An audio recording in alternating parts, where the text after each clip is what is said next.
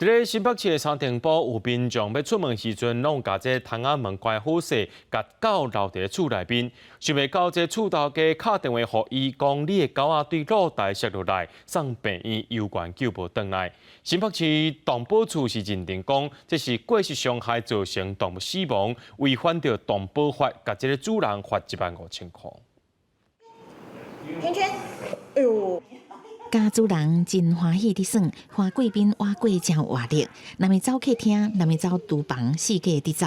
啊，不过若是无人伫厝的，饲主的心肝宝贝都爱踮伫笼仔内。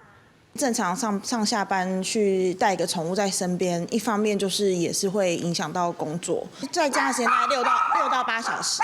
因为主人出外工作，一日离开就规半工，爱留狗仔家己伫厝内，饲伫18楼悬，除了讲窗仔门一定爱锁起来，宠物摄影机嘛爱监控，安尼较安心。即嘛是有狗仔讲留伫厝内，煞传出落落楼骹意外。接获民众通报，家犬受困栏杆外，需要救援。10分钟后，民众再次来电，表示犬只已经坠楼死亡。因为过失伤害动物或使动物遭受伤害，可处3000元以上15000元以下罚款。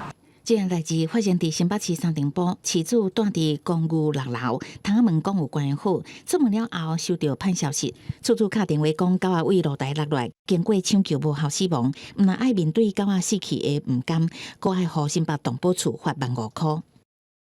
防护措施要做好，比如说你的围栏可以只单独隔狗狗会靠近落地窗的地方，或者是大门的地方，那这样它还是有办法在家里其他的空间自由活动。看动物保护法明定饲主的义务，只要有故意还是过失，致使动物受伤还是死亡，拢有处罚。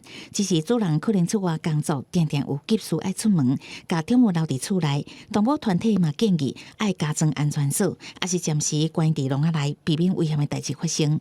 记者综合报道。